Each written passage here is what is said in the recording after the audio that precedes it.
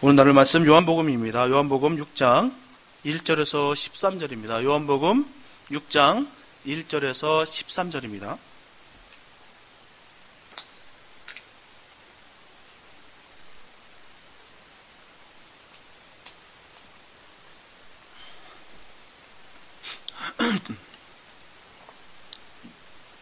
요한복음 6장 1절에서 13절입니다. 주님의 귀한 말씀 봉독해 올려드립니다. 그 후에 예수께서 갈릴리 바다 곧 디베라 바다 건너편으로 가시매 큰 무리가 따르니 이는 병인들에게 행하시는 표적을 보미러라. 예수께서 산에 오르사 제자들과 함께 거기 앉으시니 마침 유대인의 명절인 유월절이 가까운지라. 예수께서 눈을 들어 큰 무리가 자기에게로 오는 것을 보시고 빌립에게 이르되 우리가 어디서 떡을 사서 이 사람들로 먹게 하겠느냐 하시니 이렇게 말씀하시면 친히 어떻게 하실 것을 아시고 빌립을 시험코자 하심이라. 빌립이 대답하되 각 사람으로 조금씩 받게 할지라도 200데나리온의 떡이 부족하리이다. 제자 중 하나 곧 시몬 베드로의 형제 안드레가 여호와께 여짜오되 여기 한 아이가 있어 보리떡 5개와 물고기 2마리를 가졌나이다. 그러나 그것이 이 많은 사람에게 얼마나 되겠삼나이까. 예수께서 가라사대 이 사람들로 앉게 하라 하신대 그곳에 잔디가 많은지라 사람들이 앉으니 그 수요가 5천쯤 되더라. 예수께서 떡을 가져 축사하신 후에 앉은 자들에게 나눠주시고 고기도 그렇게 저의 원대로 주시다. 저희가 배부른 후에 예수께서 제자들에게 이르시되 남은 조각을 거두어 버리는 것이 없게 하라 하심으로 이에 거두니 보리떡 5개로 먹고 남은 조각이 12바구니에 찼더라. 아멘. 오늘 본문은 너무나도 유명한 오병이어의 사건을 기록한 말씀입니다. 특별히 오병이어의 기적은 예수님께서 행하신 많은 기적 가운데 유일하게도 사복음서에 다 기록된 그런 말씀입니다. 디베라 광야에서 아무것도 준비가 되었지 않은 가운데 예수님께서 5,000명을 먹이신 일은 너무나도 엄청난 사건이 아닐 수가 없습니다. 오늘 본문 속의 사람들은 예수님과 빌립을 포함한 제자들 그리고 군중들이에요. 이 군중들은 식사도 준비되어 있지 않은 채로 예수님의 말씀을 듣기 위해서 지금 빈들에 모여 있습니다. 그렇기 때문에 그들의 필요를 충족시켜줘야 할 제자들 입장은 매우 난처할 수밖에 없다는 것이죠. 이것이 바로 오늘 본문이 제시하고 있는 상황입니다. 이때 예수님께서 빌립에게 질문하세요. 우리가 어디서 떡을 사서 사람들로 먹게 하겠느냐. 그런데 이런 예수님의 그 질문은 바로 빌립을 시험코자 한다라고 분명히 말씀하고 있어요. 분명히 예수님께서는 답을 알고 계십니다. 답을 갖고 계세요. 그런데도 불구하고 빌립에게 시험코자 질문하시는 것이에요. 분명하게 주님께서 질문하시는 것은 도저히 상식적으로 이해가 될 수 없는 내용입니다. 오늘날 우리에게도 이 질문을 하신다고 할지라도 전혀 상식에 맞는 또한 이성적으로 판단했을 때 결코 납득될 만한 그런 질문이 아니다라는 것이죠. 예수님 우리에게 이렇게 물으신다면 저마다 그 질문의 답변이 다 다를 겁니다.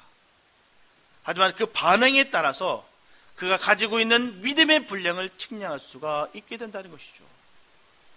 오늘은 오병이의 사건을 통해서 하나님의 놀라운 기적과 은혜에 대해서 함께 말씀을 나누겠습니다. 첫째, 질문을 바로 알아야 답을 낼 수가 있습니다. 본문 1절과 2절 말씀 보게 되면 그 후에 예수께서 갈릴리 바다 곧 디베라 바다 건너편으로 가심에 큰 무리가 따르니 이는 병인들에게 행하시는 표적을 보미러라. 여기 모인 군중들은 예수님께서 제자들을 전도하러 보내셨다가 그들이 돌아올 때 주님을 만나 뵙기 위해서 한 무리들이 주님 계신 곳을 찾아온 것이에요. 주님은 그들을 목자 없는 그 양들처럼 불쌍히 여기시고 그들 가운데 있는 병자들을 고쳐주시고 또 여러 가지로 그들을 가르치셨습니다. 예수님은 그 시대에 그들의 상황을 너무나도 잘 알고 계셨기 때문에 잠잘 시간도 또한 식사할 시간도 없이 몰려오는 그 군중들에 대해서 외면치 않으시고 다 돌보시고 가르치시면서 그 사역을 기쁘게 감당하셨다는 것이죠. 사실 양은 목자 없이 살 수 없는 그런 동물입니다. 양이란 동물이 그렇습니다. 그래서 목자 없는 양은 갈 바를 모르고 불안과 공포에 쌓여서 그렇게 헤매다가 결국은 흩어져서 맹수의 밥이 되고 맙니다. 물론 당시 이스라엘의 종교 지도자들은 많았어요. 분명히 있었습니다. 그러나 그들은 직업적이었고 위선적인 지도자들이었다라는 것입니다. 하나님의 사명을 바로 받은 목자들이 아니었다는 것이죠. 오히려 이들은 하나님의 관계를 가로막았던 그런 사람들입니다. 그래서 예수님께서 그들을 책망하시는 거예요. 다른 것을 통해서 예수님께서 책망하신 거 없습니다. 그 시스템, 그 나라, 제국주의, 그걸 말했던 것이 아닙니다. 하나님은 예수님께서 오셨던 그 책망은 바로 하나님과의 관계를 가로막았던 바리새인들에게 주님께서는 책망하시는 것이에요. 그들은 이스라엘 백성들을 자신의 야망과 욕망과 욕심을 채우기 위한 수단에 불과했다는 것이죠. 그들은 이스라엘의 참 목자가 될 수가 없습니다. 예수님께서 12명의 제자를 부르신 이유가 바로 여기 있는 것이에요. 목자 없는 양 같은 저들의 목자가 되기 위해서 주님은 12명의 제자를 부르신 것입니다. 본문에서 예수님은 식사할 겨를도 없이 또한 편히 쉴 만한 시간도 없이 바쁘고 힘이 들어 정말 지친 몸을 쉬기 위해서 이 광야까지 휴식을 위해서 피신해 오셨다는 것입니다. 그러나 수많은 군중들이 예수님을 따라왔다는 것입니다. 그러나 예수님은 그런 군중의 공세를 조금도 원망치 아니하시고 필요함을 내색지 아니하고 그들을 가르치시고 먹이시며 병자를 고치셨습니다. 이런 삶이 바로 주님께서 보여주신 삶이 바로 사명자의 길인 것입니다. 바로 사명자라는 것은 자신을 위한 삶을 살아가는 것이 아닙니다. 자신의 영예를 위해서, 명예를 위해서, 욕심을 위해서, 야망을 위해서 살아가는 것이 아니에요. 다른 사람의 삶을 위해서 살아가는 것이 바로 사명자입니다. 그 영혼을 위해서 살아가는 것이 사명자라는 것이에요. 그 영혼을 바라보면서 수단과 내가 이용거리로 생각한다면 그 자체가 타락했다라는 것이죠. 그래서 사명자에서 주의 종들이 가장 기쁜 일이 거기에요. 맡겨진 성도가 잘 되면 그보다 더 좋을 수가 없습니다. 정말 뛸 듯이 기뻐요. 안 됐던 문제, 막혔던 문제들이 해결되고 복을 받는 모습 보면 너무너무 기뻐요. 그게 바로 주의 종들의 마음입니다. 반면에 힘들고 어려울 때 함께 통증을 또 느껴야 되는 것이 바로 사명자의 모습일 줄 믿습니다. 결코 말로 위로하는 것이 아니라 함께 느끼며 옆에 있어주는 거예요. 마태복음 2장 18절 말씀 보게 되면 라마에서 슬퍼하며 크게 통곡하는 소리가 들리니 라헬이 그 자식을 위하여 애곡하는 것이라. 그가 자식이 없으므로 위로받기를 거절하였다. 사람은요, 말로 위로를 받지 못합니다. 어떤 말로 할지라도 그 말로 인해서 위로받지 못해요. 아무리 수사학적으로 미사어를 잘 만들어서 달콤하게 말한다 할지라도 그 순간은 그래도 위로받는 것 같으나 결코 그 말로는 위로받을 수가 없습니다. 근데 우리는 자꾸 실수를 해요. 말로 위로할 수 있을 거라 여깁니다. 그래서 무슨 말을 할 어리석은 그 어설픈 그 위로의 말 한마디를 통해서 더욱더 상처가 되는 경우가 얼마나 많은지 모릅니다. 사람이 그렇습니다. 정답만 이야기하면 화가 나요. 정답만 얘기하면 듣는 그 사람도 정답을 알아요. 성경 말씀 다 알고 있습니다. 성경 말씀을 얘기한다 할지라도 정답만 얘기하게 되면 그 사람은 화가 납니다. 짜증이 나요. 나도 그 말씀 다 아는데. 우리는 주님을 소개하는 것이고요. 그 문제를 가지고 묵묵히 함께 기도하는 것입니다. 함께 있어주는 거예요. 그게 진정한 위로입니다. 그게 진정한 마음을 나누는 겁니다. 주님이 만나주시면 모든 문제는 해결되어 있기 때문입니다. 우리가 기도 제목은 거기 있는 거예요. 주님, 저 영혼 만나주세요. 주님으로부터 받는 그 위로가 진정한 위로다 말씀드리는 것입니다. 주님은 지금 모인 군중들에게 그들이 가장 절실히 필요로 하는 부분을 채워주셨습니다.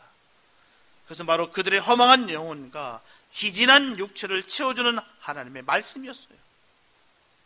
마태복음 4장 4절에 보면 사람이 떡으로만 사는 것이 아니요 여호와 입에서 나오는 모든 말씀으로 사는 줄을 너로 알게 하려 하심이라. 이처럼 하나님의 말씀은 인간에게 가장 필요하고 절실한 부분들을 다 채워주십니다. 하나님의 말씀은 영혼을 살리는 양식이에요. 육의 양식은 썩어질 육체를 위한 것이지만 영의 양식은 영원히 살아갈 영혼을 위한 것입니다. 영의 양식을 얻는 자는 영생하는 사람이에요. 그 맛을 맛본 자만이 그 영의 양식의 가치를 압니다. 그냥 너무 좋아요. 말로 표현이 안 돼요. 어떤 CF 그러더라고요. 무슨 열매를 먹으면서 불끈불끈 힘이 나는 그런 열매인가 봐요. 근데 말로 표현할 수도 없고 이거를 아는 사람이 안다는 거겠죠. 성경 영적인 양식도 마찬가지예요. 이 맛을 맛본 사람만이, 이 능력을 아는 자만이 하나님의 그 말씀을 귀하게 여깁니다. 아무나 아는 것이 아니에요. 그 말씀을 아는 자들, 그 영의 양식의 가치를 아는 자들이 그 기쁨을 합니다. 기도하는데 왜 어떻게 그거 앉아서 기도시켜 보십시오. 기도가 되나? 죽을 지경입니다. 그러나 정말 그 맛을 아는 분들은요, 기도가 하고 싶어가지고 발을 동동 구릅니다. 그게 우리 모두가 되시기를 바랍니다. 그게 정말 영생을 얻은 자의 본연의 모습인 거예요. 그거 맛보지 못하면은요, 아무리 설명해도 모릅니다. 영의 세계를 암만 설명해도 몰라요. 맛보시길 바랍니다. 그래서 진정 주님께 주시는 그 복을 누리시길 바랍니다. 그래서 지금 모여있는 군중들은 영적인 병은 말씀으로 치유받았고요, 또한 육체의 병은 신유의 능력으로 치료받았습니다. 주님은 그들의 영육간의 필요를 다 충족시켜 주셨어요. 이처럼 주님의 구속사역은 주님을 필요하는 사람들을 그냥 돌려보내신 일이 없으시다는 것이죠. 한 명도 그냥 보내신 적이 없습니다. 비록 그 수가 5,000명이 훨씬 넘는 사람일지라도 주님은 그들을 결코 실망시키지 않으셨다는 겁니다. 그런데 이 같은 기적이 드러나고 영적인 회복이 일어났지만 당장 눈앞에 해결될 문제가 발생되었다는 것입니다. 본문 5절에 보게 되면 예수께서 눈을 들어 큰 무리가 자기에게로 오는 것을 보시고 빌립에게 이르시되 우리가 어디서 떡을 사서 이 사람들에게 먹게 하겠느냐. 지금 상황은 디베랴 강에 해가 뉘엿뉘엿 저물어가고 있습니다. 하루 종일 쫄쫄 굶은 상태예요. 배고픈 상태입니다. 모든 사람들이 저녁을 먹어야 될 그때예요. 이 광야에 모인 군중의 숫자는 남자만 5,000명이다 라고 되어 있습니다. 여자와 아이들까지 합치면 어마어마한 숫자가 될 거예요. 그들이 날이 저물어가는 그 빈 들판에 지금 덩그러니 모여 있습니다. 아무것도 없는 광야에서 예수님은 빌립에게 말씀하세요. 우리가 어디서 떡을 사서 이 사람들에게 먹게 하겠느냐. 이때 빌립은 머리가 좋아요. 대충 딱 계산해봐도 200데나리온이 나온다라고 이 빌립은 계산을 합니다. 그래도 부족할 겁니다. 조금씩 나눠도 부족할 거예요. 200데나리온 갖고는 택도 없습니다. 예수님, 안 됩니다. 당시 한 데나리온은 노동자의 하루 품삯에 해당돼요. 그래서 200일 동안 한 푼도 쓰지 않고 모아야 200데나리온 되는 것입니다. 정말 상당한 금액이에요. 100불만 따져도 2만 불입니다. 200불만 따져도 4만 불이에요. 근데 빌립이 얘기한 것처럼 조금씩 나눠도 200데나리온이 넘는다고 얘기하면 그 금액은 상당할 거라 말씀드리는 것입니다. 근데 문제는요, 더 큰 문제가 있어요. 이것은 말과 동떨어진 한적한 광야입니다. 아무것도 없어요. 이런 엄청난 돈이 예수님과 제자들에게 있을 리도 없겠지만 있는다 할지라도 그 많은 양의 떡을 살 데가 없다는 것입니다. 그래서 그들은 방법을 고작 생각해낸 것이 주님에게 가서 군중들 동네에 보내서 각자 알아서 양식을 구하고 쉬게 했으면 좋겠습니다 라고 진언합니다. 그들이 생각한 뜻이에요. 누가복음 9장 12절 말씀 보게 되면 날이 저물어가매 12사도가 나와 여짜오되 무리를 보내어 두로 마을과 촌으로 가서 유하며 먹을 것을 얻게 하소서. 우리 있는 여기가 빈들입니다. 언뜻 보면 제자들의 말한 대로 무리를 해산시키고 각자가 알아서 자신의 보호하는, 숙직하는, 자기가 자스스로 해결하는 것이 좋은 방법처럼 느껴집니다. 아니요, 아마도 정답일 것입니다. 인간적인 모습 속에서, 인간적인 계산 속에서 보면은 이 생각이 결코 틀린 답이 아니에요. 근데 이 대답은 바로 할 수 없다는 전제가 깔렸다는 것입니다. 예수님, 할 수 없습니다. 이들을 보내셔야 돼요. 보내셔서 알아서 자기들이 유숙하고 밥을 먹게 하는 것이 맞습니다. 안 됩니다. 이런 전제가 깔렸다는 것입니다. 할 수 없음이 전제가 깔려있는 거예요. 그래서 그런 답이 나온 것입니다. 지금까지 예수님께서 메시아가 되신다는 그런 표적을 지금까지 다 봐왔는데도 불구하고 예수님, 안 됩니다. 그 전제가 깔려있는 거예요. 아무리 살려놓고 병자를 고쳐놨다 할지라도 이거는 안 됩니다. 주님, 돌려보내시죠. 이 말입니다. 예수님의 방법은 그와 같은 인간적인 생각이 아니었다는 것이죠. 그래서 주님은 단호하게 말씀하셨습니다. 너희가 먹을 것을 주어라.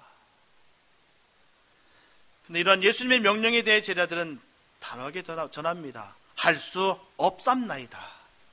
못합니다. 우리가 어떻게 합니까? 이 말이에요.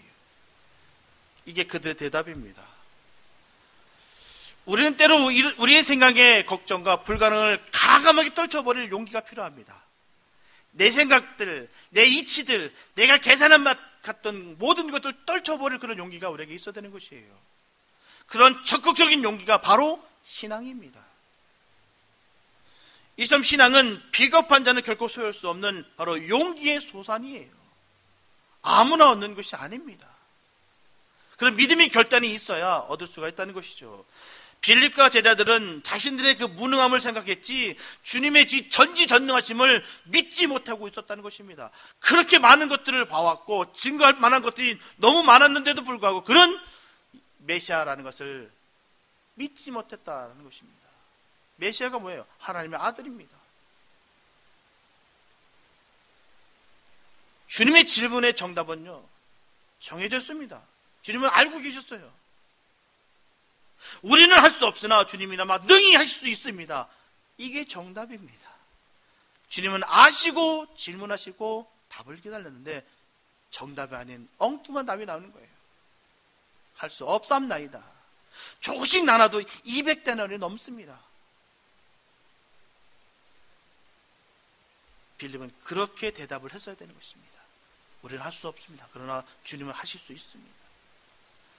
그래서 이 말씀이 우리에게 보여주시는 의미는 영의 양식을 구하는 일이든지 혹은 사람을 살리는 일은 결코 돈으로 할 수 없다는 것입니다.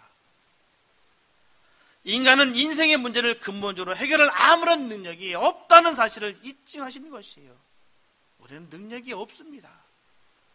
능력이 있는 것처럼 착각하고 살아가고 있는 것이에요. 일전에 제가 한번 예만 나눴지만 우리가 하루에 마시는 공기의 무게가요 13kg입니다. 13kg. 어마어마한 양입니다. 우리가 1년에 800만 번을 숨을 쉰대요.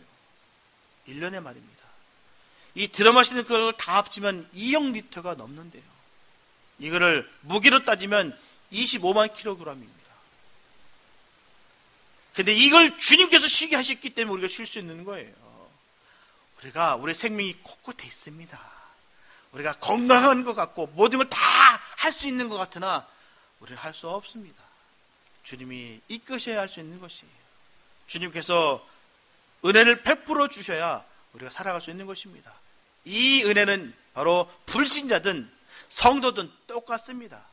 불신자는 그 마음에 강팍함으로 인해서 하나님의 은혜를 모르는 것뿐입니다.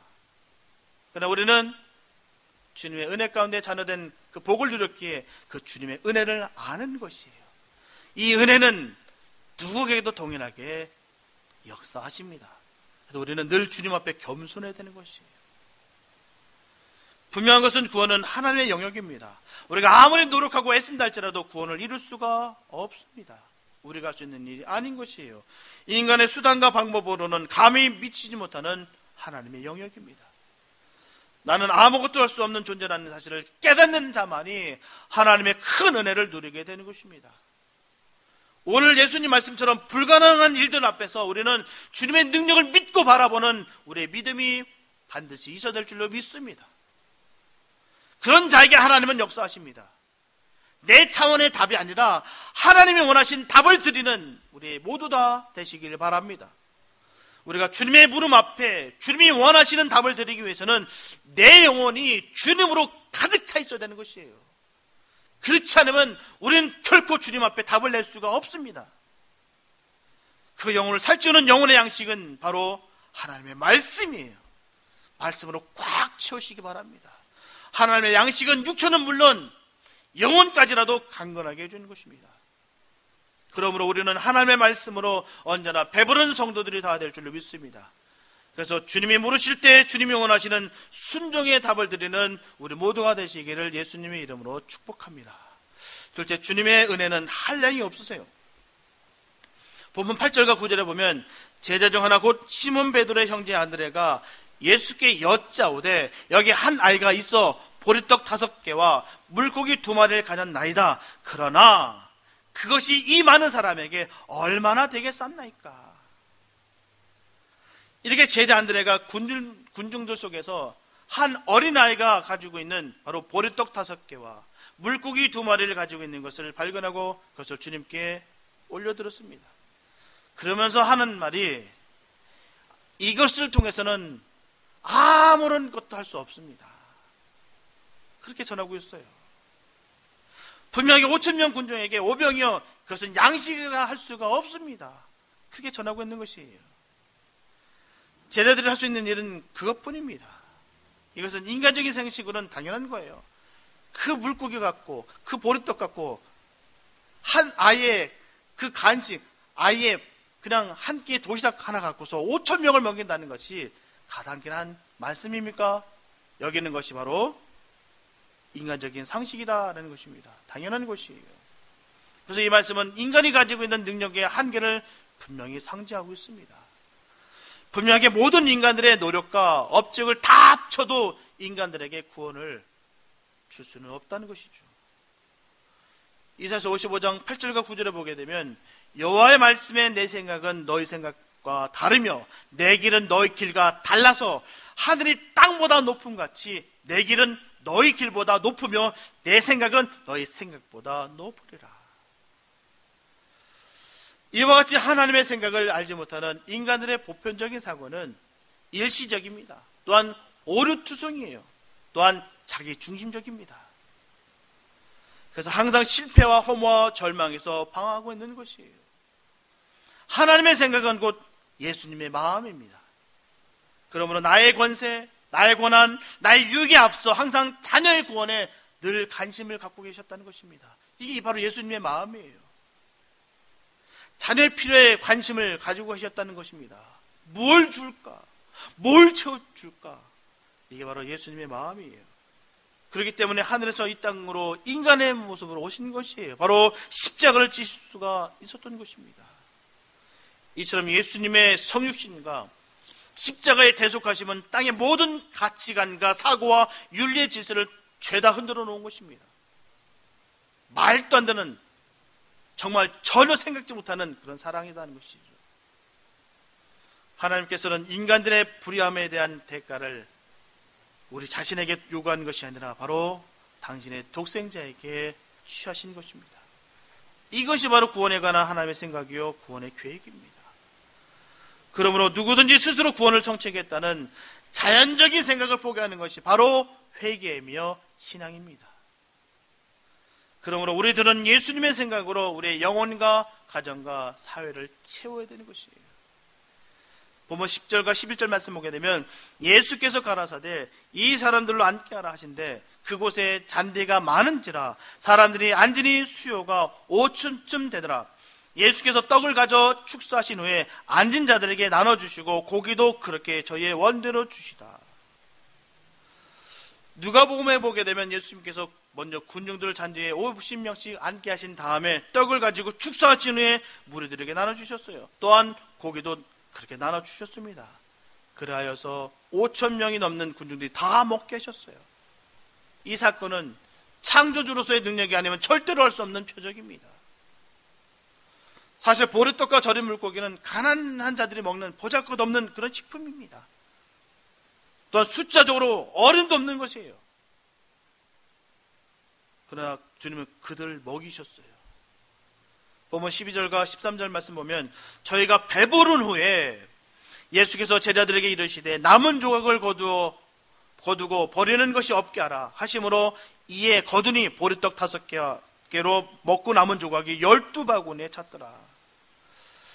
이처럼 주님께서는 5,000명이 넘는 군중들이 배부르게 먹고도 12바구니에 차도록 풍족하게 주셨다는 거예요. 이처럼 장정만 5,000명이면요 노인과 아이들 다 합치면 2만 명이 넘을 거라 예상합니다. 이렇게 하나님께서 하시는 일은 부족함이 없다는 거예요.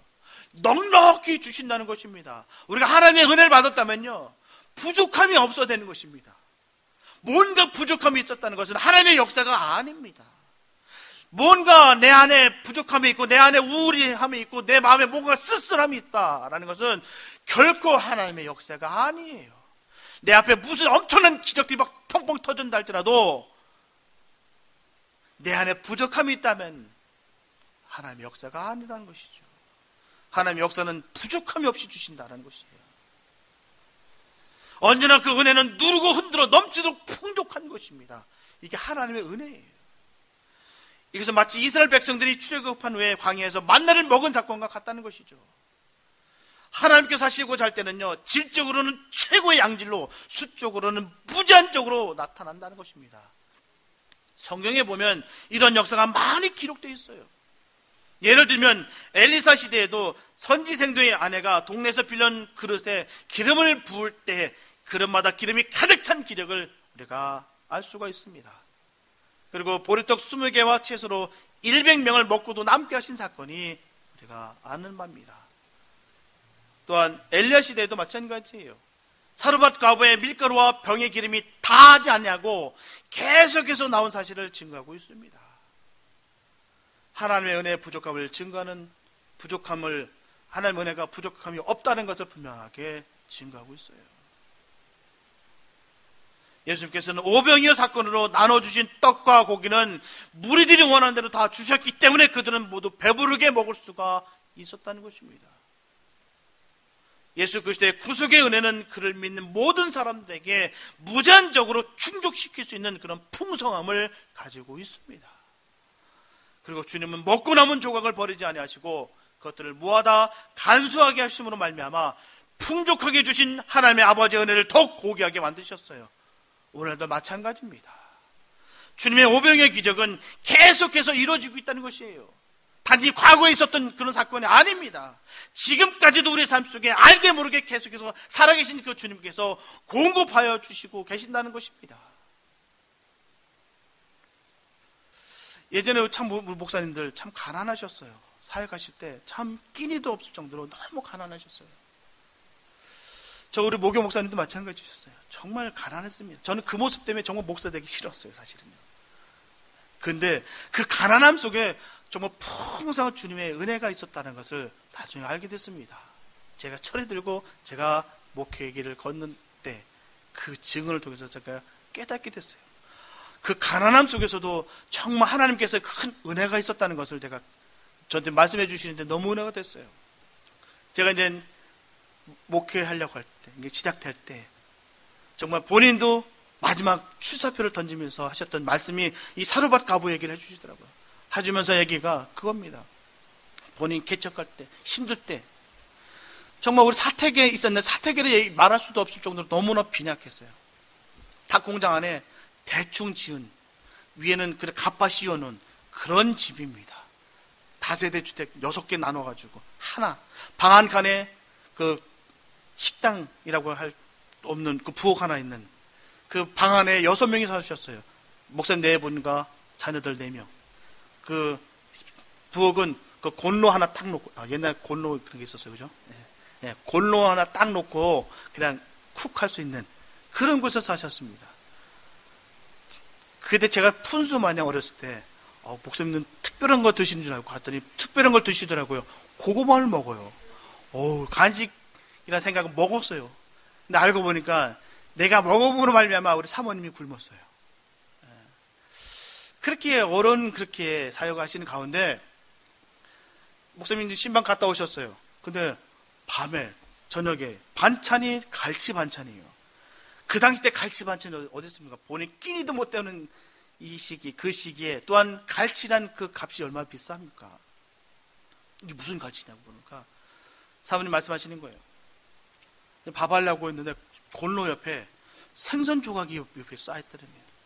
뭐지 봤더니 저 쥐가 갈치를 물고 탁 놓고 가더래요. 그 갈치를 먹은 거예요. 갈치. 쥐가 물어다 준 하시는 말씀이 그러더라고요. 욕심 부리지 마. 주의 종 안 굶겨 하나님. 엘리야는 까마귀가 물어다 준 거 먹었지만 난 쥐가 물어다 준 갈치 먹고 내가 사역했어. 너는 한 번도 굶은 적 없어. 내가 증인이야. 평생. 난 내 이름으로 된 거 아무것도 없어. 그러나 나는 부족함이 없다. 난 마지막 라운드, 마지막 펀치 날리러 간다. 그 시골로 딱 내려가시면서 저한테 주신 말씀이 이 말씀이었어요. 그러면서 하신 말씀이 그러더라고요. 건강할 때, 젊고 건강할 때 도와주시는 하나님, 늙고 병들면 안 도와주시는 하나님, 왜 믿어? 그 하나님을. 난 그 하나님을 믿어. 살아계신 하나님을 믿어. 난 그렇기 때문에 난 부족함이 없어. 겸손하게 주님께 구하는 종은 주님께서 책임져 주신다. 그렇게 말씀하시더라고요. 저는 그 말씀을 믿습니다. 분명한 사실은 우리 모두가 주님의 종입니다. 목사만 주의 종 아니에요. 너는 왕같은 제사장이라는 분명히 말씀하셨습니다. 성경은. 저와 여러분들이 다 주의 종이에요. 그렇기 때문에 동일하게 그런 역사가 나타나는 것입니다. 주님께서 책임져 주시는 거예요. 겸손하게 주님께 구하는 종은 주님께서 책임져 주신다는 것입니다.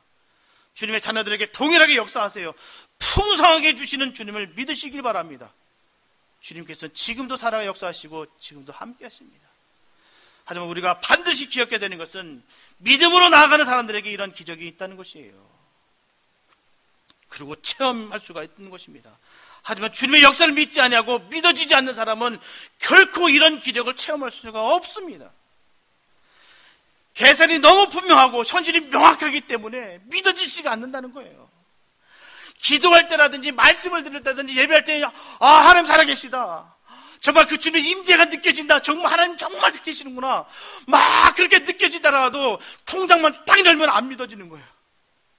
하나님이 안 믿어지는 겁니다. 숫자와 그 현실이 딱 보이니까요. 안 믿어진다는 것이죠. 그전에 그렇게 믿어졌던 것들이. 옆에 서 계시던 예수님을 보지 못하고 계산하고 현실만 보고 있었던 그 빌립과 안드레가 우리가 되지 않게 되시길 바랍니다. 간절히 바라옵기는 우리 교회는 주님의 기적이 흘러넘치길 소원합니다. 우리의 삶의 현장 속에서 살아계신 하나님의 고백이 되어지고 증거가 되어지는 역사가 있게 되시길 바랍니다. 그래서 나누고 베푸고 섬기면 섬길수록 더 풍성하게 채워지는 역사가 이루어지게 되시기를 예수님의 이름으로 축복합니다. 사랑하는 성도 여러분, 오늘 본문에서 어린아이가 내놓은 보잘것없는 이 보리떡 5개와 물고기 2마리로 수많은 사람들의 그 허기진 배를 다 만족해 했습니다. 빌립이 말한 것처럼 각 사람으로 조금씩 받게 할지라도 조금씩 나눠더라도 그것이 아닙니다. 조금씩 먹은 것이 아니에요. 저들은 다 배불리 먹었습니다. 하나님의 역사는 거기 있다는 겁니다. 찔끔찔끔 아니에요. 배불리 먹인다는 사실입니다. 이처럼 주님의 역사는 명확하고 틀림없이 만족하게 우리의 갈급함을 채우십니다. 마태복음 9장 26절 말씀 보게 되면 사람으로는 할 수 없을 때 하나님으로서는 다 할 수 있느니라. 이런 믿음의 고백이 있게 되시기 바랍니다. 저는 이 말씀을 정말 믿습니다. 우리는 할 수 없습니다. 그러나 주님은 다 하실 수 있습니다. 우리의 믿음이 그렇게 되어지기를 축복합니다. 그래서 주님이 물으실 때 확실한 믿음의 답을 드리고 순종하는 우리 모두가 되시기를 바랍니다. 그러나 오늘도 디베라 광야 같은 이 험한 세상 속에서 살아 역사하시는 주님과 오병이의 기적을 맛보며 살아가는 복된 우리 모두가 다 되시기를 예수님의 이름으로 축원합니다. 기도합니다. 사랑해 주님 감사합니다. 아버지, 우리 스스로 생각하고 판단해서 안 된다라고 여기는 그런 어리석음이 없게 하여 주시옵소서. 주님께서 함께하기에, 우리가 주님께서 이끄시기에 우리는 부족함이 없음을 늘 고백하며 승리하는 우리가 되게 하여 주시옵소서. 주님께서 길을 열을 때 누가 그 길을 막을 수가 있으며 닫을 수가 있겠습니까? 그 전지전능하신 그 능력의 하나님을 믿고 살아 역사하시는 그 주님을 믿고 의지하는 복된 우리 모두가 되게 하여 주시옵소서. 늘 주님께서 이끄신 대로 우리는 따르겠나이다. 그 길이 좁을지라도, 그 길이 험할지라도 주님 믿음으로 감사하며 감격 가운데 그 은혜를 누리며 우리가 그 길을 달려가겠습니다. 주님 인도하여 주시옵소서. 어느 누구도 주님 그 길을 탈선치 아니하고 주님과 함께 복된 길을 걸어갈 수 있도록 주님의 백성들을 지켜주시옵소서. 주께서 오병이의 기적이 오늘 삶 속에서도 뻥 터져 나갈 수 있는 역사가 이루어지게 하여 주시옵소서. 주께서 함께 하실 줄 믿사옵고 우리를 원하신 예수님의 이름으로 기도했습니다.